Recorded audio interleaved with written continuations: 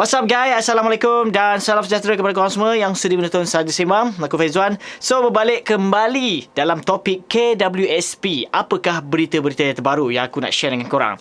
Okay, walaupun berita ini merupakan berita 2 hari ataupun sehari yang lepas, tetapi aku just nak orang kata simpulkan apa ceritanya sebenarnya dalam keadaan sekarang ini. Okay, mungkin ada di antara korang sudah mendengar dalam orang kata artikel dan membaca, dan juga YouTubers yang lain juga. Walaupun info ni lebih kurang sama, tetapi apa yang aku nak highlight bukan khusus pada satu tempat saja, tetapi menjerumus kepada keseluruhan. Okay, apa yang sedang berlaku.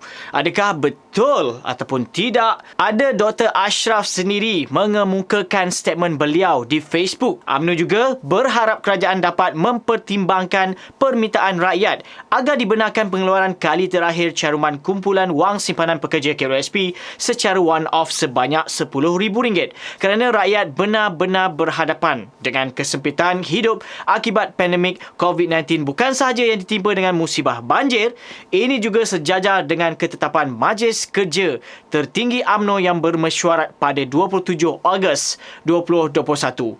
Okey, kenyataan Presiden UMNO bertarikh 5 Januari 2022, baru semalam. Okey, cumanya aku just nak highlightkan beberapa perkara.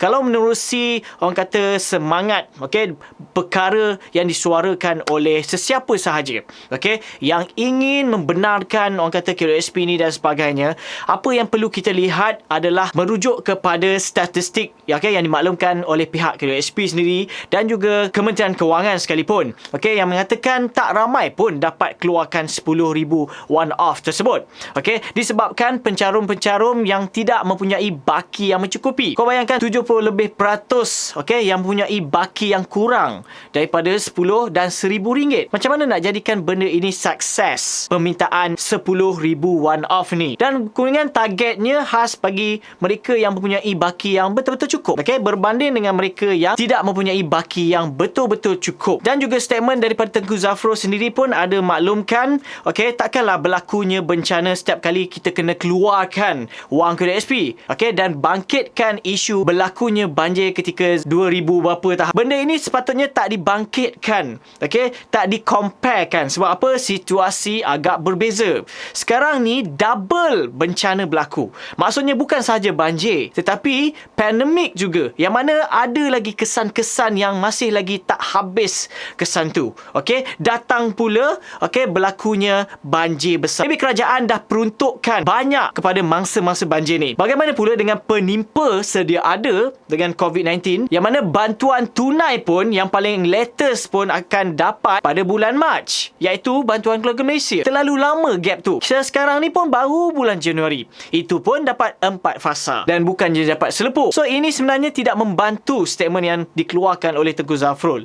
Okey, maksudnya tak fair kepada rakyat, dan statement beliau khususkan hanya kepada mangsa-mangsa banjir saja. Itu pun kalau semuanya dapat dalam amount yang diperuntukkan itu. Dan berbalik kepada statement yang dikeluarkan oleh Dr. Ashraf tu, ada juga orang komen, okey, yang mana dia katakan, alah, ini agenda-agenda politik aja, okey, nak dapatkan populariti. Dan gila-gila pemimpin-pemimpin UMNO seperti Zahid dan juga Najib Razak, yang mana membangkitkan isu-isu rakyat dan sebagainya. Kalau kita tengok pun statement yang baru sahaja semalam dikeluarkan di Malaysia Deadline, rakyat jangan terpedaya, Najib mahu popular sahaja. Ahli Parlimen Bangi Dr. Ong Kian Ming meminta rakyat tidak terpedaya dengan desakan Datuk Seri Najib Tun Razak dalam isu pengeluaran wang KWSP yang dilihat hanya untuk populariti semata-mata. Aku baca yang bawah sahaja sebab dia dikaitan dengan Najib punya statement dan juga Zahid Hamidi, yang mana di sini dia maklumkan, katanya Najib telah menunjukkan bahawa dia hanya mempunyai kepentingan diri sendiri